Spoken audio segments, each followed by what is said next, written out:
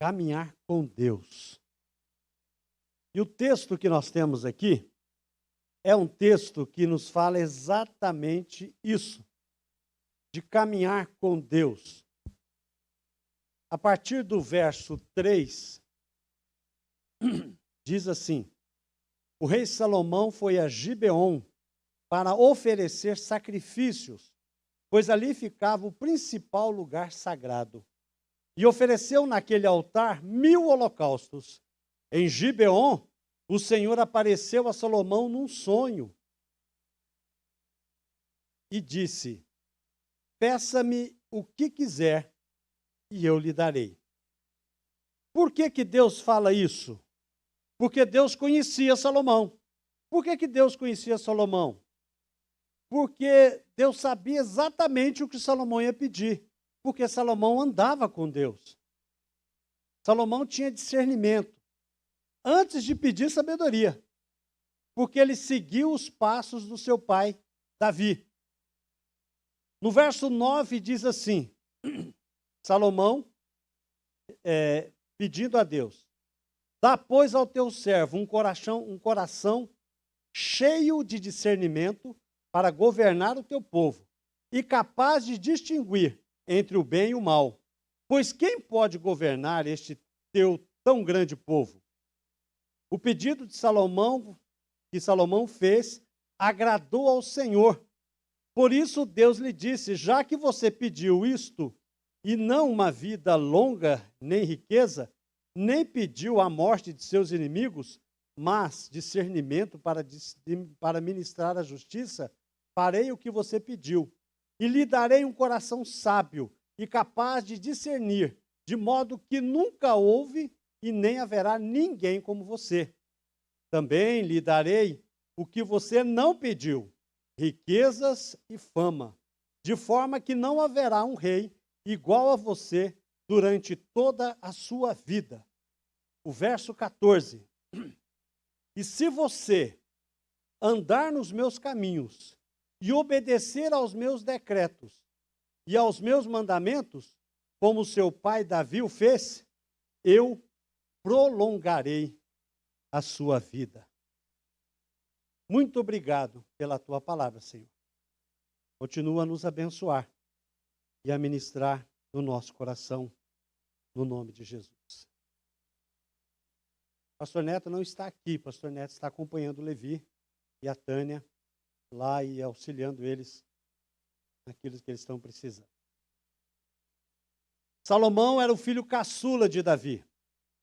Assumiu o trono adolescente, jovenzinho, e ficou mundialmente famoso pela sua sabedoria concedida por Deus.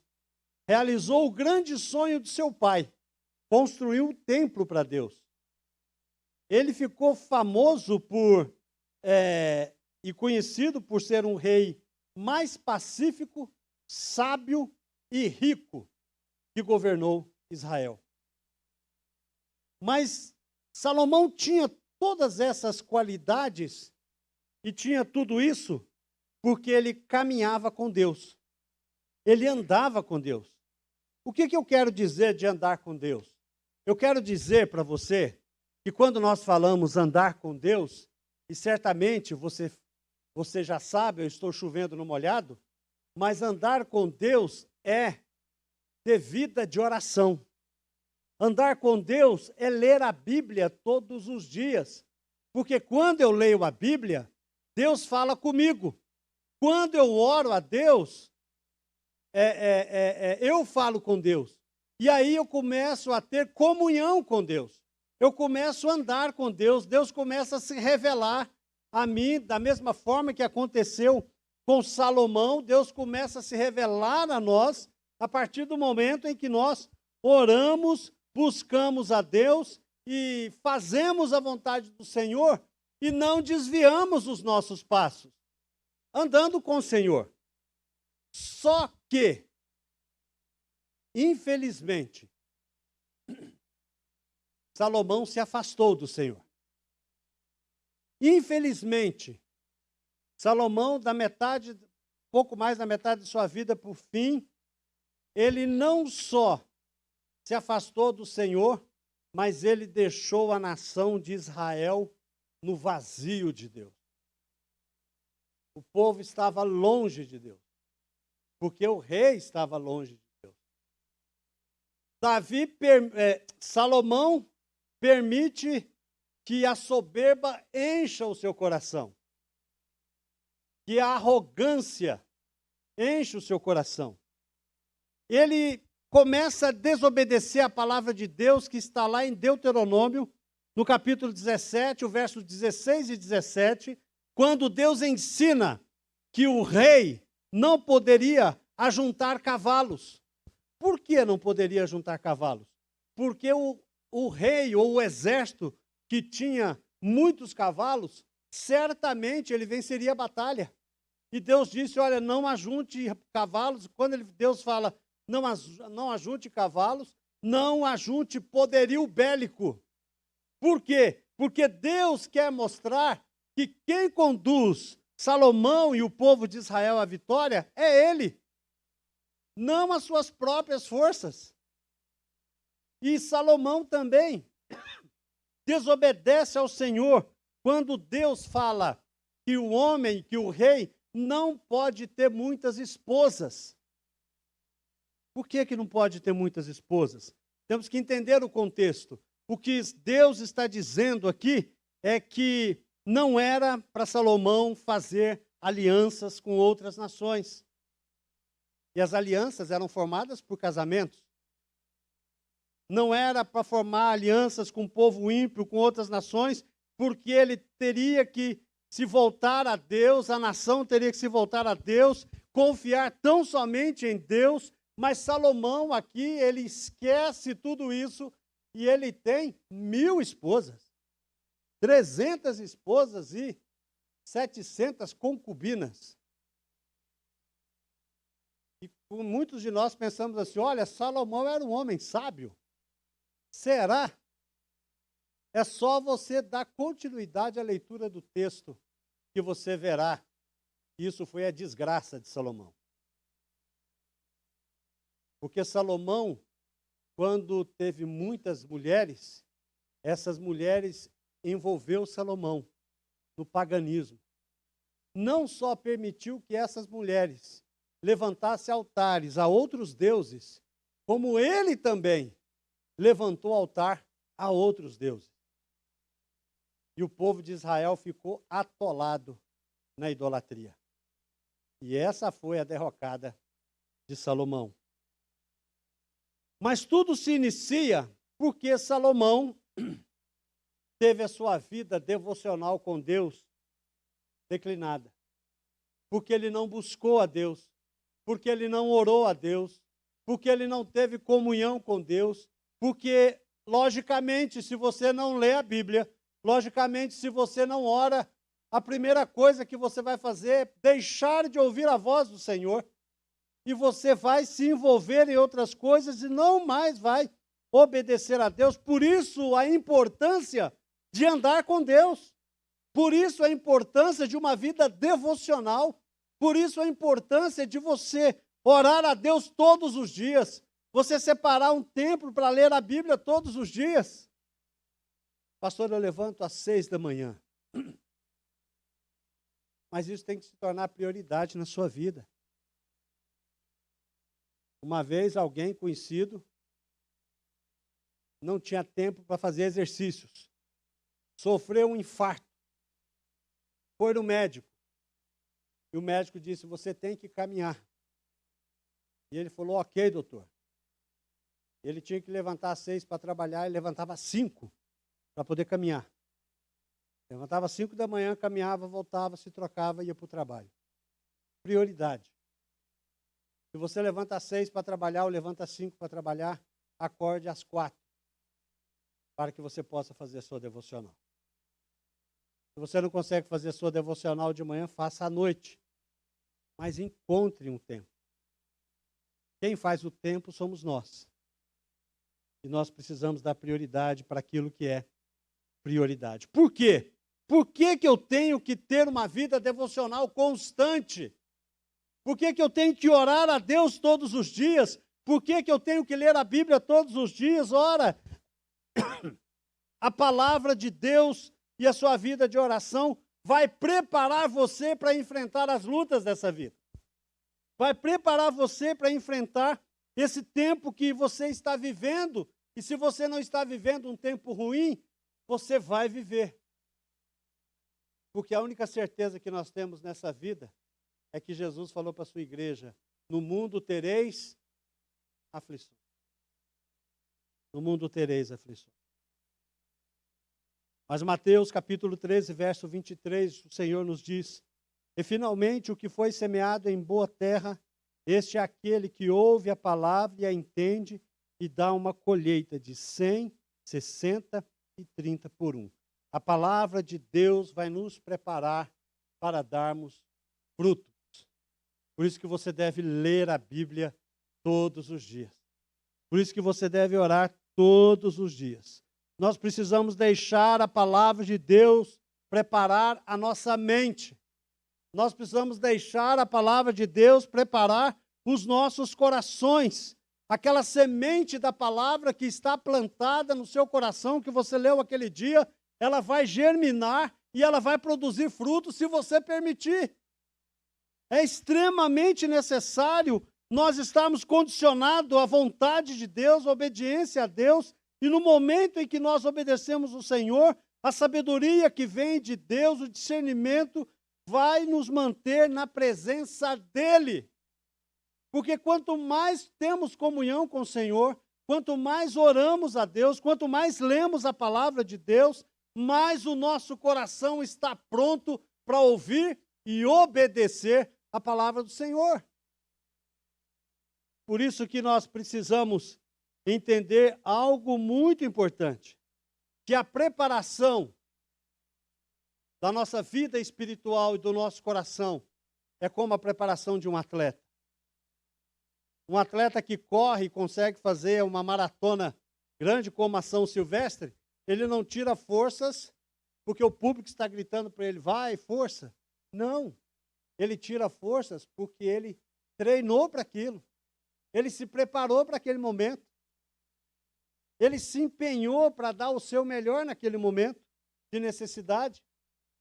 Existe um artista, um músico, ele toca violoncelo, o nome dele é Hauser. E eu assisti uma oratória que ele apresenta com uma orquestra, em que ele toca 16 músicas, super complexas, sem nenhuma partitura. Eu não consigo tocar um corinho sem a cifra. E olha que eu já toco há muito tempo, mas sempre com cifra. Mas Hauser tocou 16 músicas com uma orquestra, com um arranjo próprio, sem nenhuma partitura. Mas ele não fez isso de um dia para o outro. Ele se esmerou, ele buscou a excelência, ele pagou o preço de poder fazer o seu melhor. E a nossa vida cristã é da mesma forma. Se nós queremos ter sabedoria, se nós queremos ter discernimento, se nós queremos ser abençoados, nós precisamos nos esmerar cada vez mais, dando o nosso melhor na leitura da palavra de Deus, numa vida de oração, para que a nossa vida seja abençoada e não venhamos a cair como Salomão caiu.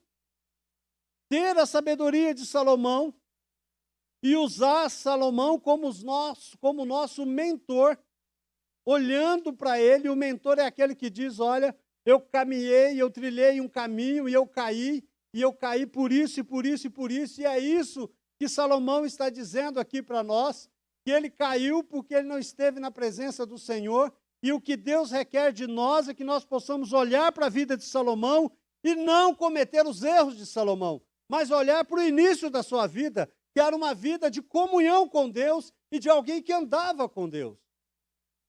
Por isso que nós precisamos preparar a nossa mente e o nosso coração para que Deus possa nos capacitar, nos dando sabedoria e a graça necessária para enfrentar os confrontos desta vida. Em segundo lugar, a sua vida devocional fará de você alguém produtivo. Salomão negligenciou a sua obediência a Deus. Josué 1:8, Deus diz a Josué: não deixe de falar as palavras deste livro da lei e de meditar nelas dia e noite, para que você cumpra fielmente tudo que nele está escrito. Só então os seus caminhos prosperarão e você será bem-sucedido. Se você quer tornar o seu caminho abençoado, se você quiser experimentar prosperidade, essa palavra enche os olhos das pessoas. Mas prosperidade na palavra de Deus é ter sabedoria e a bênção do Senhor. Isso aqui é prosperidade. Prosperidade não é ficar rico financeiramente. Prosperidade não é ter saúde o tempo inteiro. Prosperidade é andar na presença do Senhor e ouvir a voz do Senhor. E aqui nós aprendemos algo muito importante, que nós precisamos colocar a palavra de Deus no nosso coração. Os passos que eu tenho que ter para ter uma vida produtiva na minha vida devocional é ler o texto, é orar a Deus e deixar que as palavras de Deus falem ao meu coração, que Ele mude a minha mente, que Ele mude o meu comportamento. Eu preciso colocar essas palavras no meu coração, eu preciso meditar, examinar os pormenores do texto. E eu preciso agir de acordo com o texto. Eu preciso aprender que na palavra de Deus, e aqui, os guerreiros que estão aqui, cada homem um guerreiro. Quem é cada homem um guerreiro aqui? Levanta a mão. Aqui, ó, nós aprendemos na palavra de Deus, sabe o quê? Que existe uma promessa para nós na palavra de Deus, certo? Existe um pecado a ser evitado quando eu leio a palavra de Deus, ok? Existe uma aplicação a ser feita quando eu leio a palavra de Deus. E existe algo novo sobre Deus na palavra que eu leio, porque ela revela Deus para mim. Falta mais algum? É isso mesmo? É isso? Oi?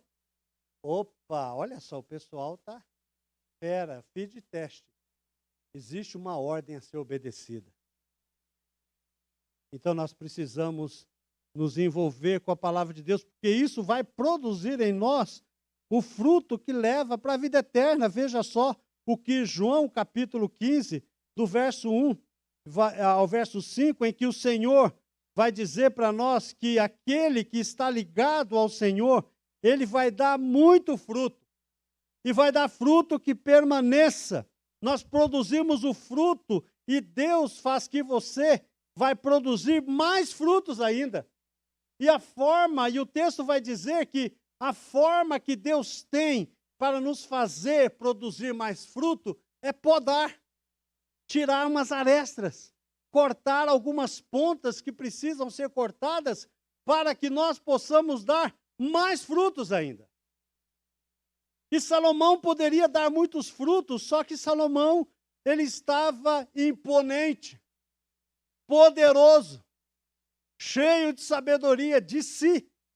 Uma sabedoria que deste mundo, não mais a sabedoria de Deus.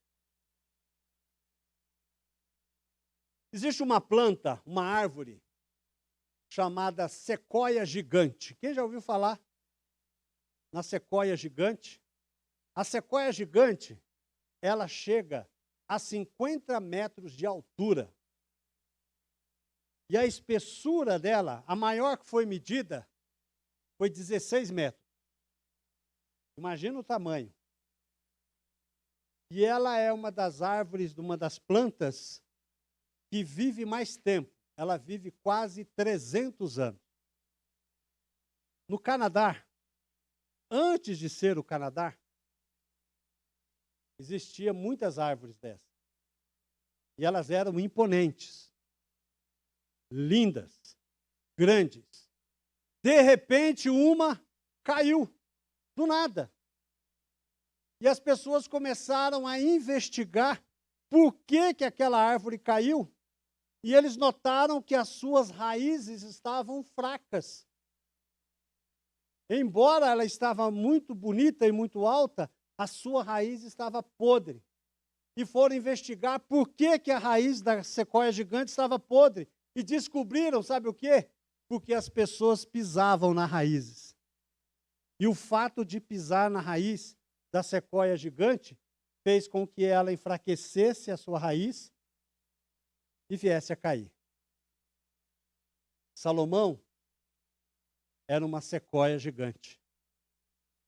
Ele não cuidou daquilo que fazia ele ligado a Deus, que são as suas raízes. Preste atenção. O diabo não vai destruir o fruto que você produz. O diabo vai destruir a sua raiz, que é a fonte que te alimenta. E a sua raiz, que é o seu relacionamento com Deus.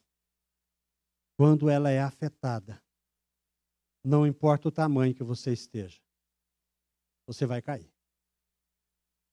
Você vai cair. Salomão caiu com toda a sua riqueza. Caiu no vazio de Deus. Porque ele não cuidou do seu relacionamento com Deus. E isso é algo tão terrível que quando uma pessoa perde o seu relacionamento com Deus, sabe o que acontece? De uma hora para outra, aquilo que ele reprova no seu coração, porque Deus colocou a reprovação, talvez aquilo não é tão reprovável agora. Talvez aquilo é negociável, talvez é uma opção. Quando alguém perde o seu relacionamento com Deus, aquele outro relacionamento que você via que talvez não é saudável, talvez agora seja saudável. Talvez agora seja sedutor. Alguém que está com um relacionamento com Deus quebrado, talvez aqueles pensamentos antes pecaminosos que ele tinha, agora parece adequado. Alguém que andava com Deus e pensava que ir a alguns lugares, tomar algumas bebidas, ficar num ambiente que para ele antes era pecaminoso, agora se torna um ambiente agradável. Porque não é mais Deus que conduz a sua vida, mas é o próprio diabo que conduz você à destruição. Se queremos, meus queridos irmãos, ter uma vida frutífera, nós precisamos entender algo muito importante. A palavra de Deus manterá você longe do pecado. O pecado manterá você longe da palavra de Deus. A decisão é sua. É você quem decide. Se nós queremos, se você quer andar com Deus ou andar longe de Deus. Em terceiro e último lugar, a sua vida devocional para você reconhecer a voz de Deus. João 10, verso 4 e 5 diz: depois de conduzir para fora todas as suas ovelhas, vai adiante delas, e estas o seguem, porque conhecem a sua voz. Mas nunca seguirão um estranho. Na verdade, fugirão dele, porque não reconhece a voz de estranho. Nos Estados Unidos, algum tempo atrás, um banco famoso pegou um grupo de funcionários que trabalhavam no caixa. Eu acho que o pessoal deve fazer isso hoje, né? Começaram a treinar o pessoal para reconhecer a nota falsa da verdadeira.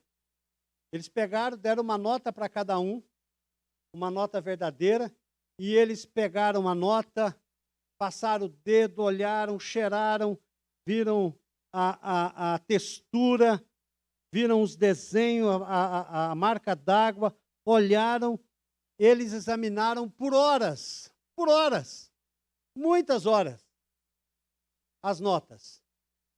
E depois levaram eles para uma outra sala, e lá tinha muitas notas verdadeiras e tinha algumas notas falsas. E quando eles pegaram uma nota falsa, e passava a mão, eles reconheciam a nota falsa. E é interessante que eles não estudaram a nota falsa. Eles reconheceram a nota falsa porque eles estudaram aquilo que é verdadeiro. Tem muita gente que se preocupa com o que o diabo faz. Tem muita gente que fica olhando para as coisas deste mundo. Tem muita gente que tem dúvida se algo é de Deus ou não. A melhor forma que nós podemos identificar se algo é de Deus ou não é conhecendo a Deus e a sua palavra. Eu não preciso me preocupar com as coisas deste mundo. Eu me preocupo com a palavra. Eu olho para a palavra, e porque eu olho para a palavra, eu sei que tudo que nós estamos vivendo, embora entristeça o nosso coração, dá esperança a nós. Porque sabemos que o Senhor está voltando. E pelo fato do Senhor estar voltando, e o céu está cada vez mais se enchendo do seu povo, Deus tem levado tantos.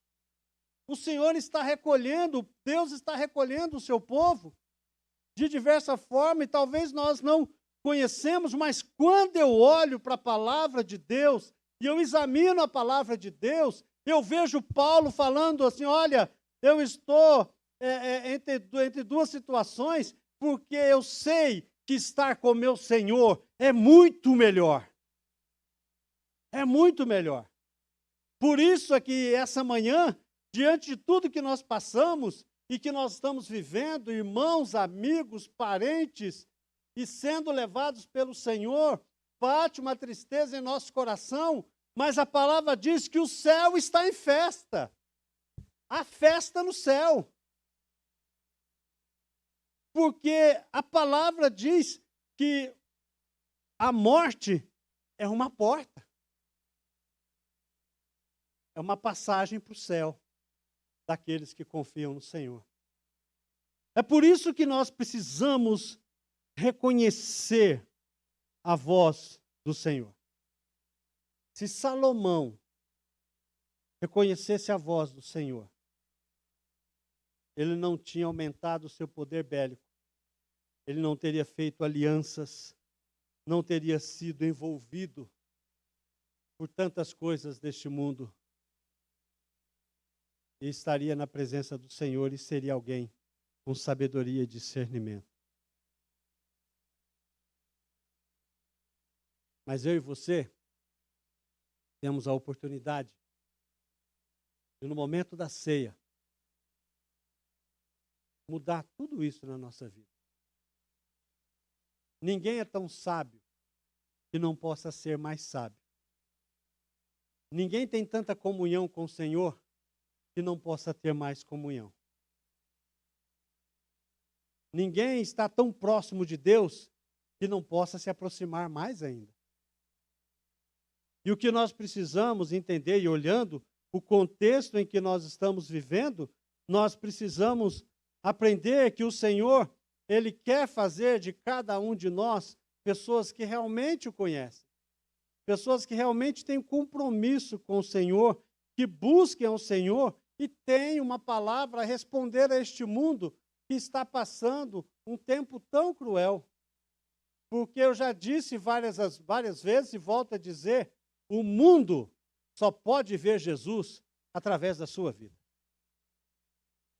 É só através de você e de mim que as pessoas podem ver Senhor. E o que Deus vai dizer, o que Deus diz ao pai de Salomão, no capítulo 32, ele vai dizer, eu o instruirei e o ensinarei no caminho que você deve seguir.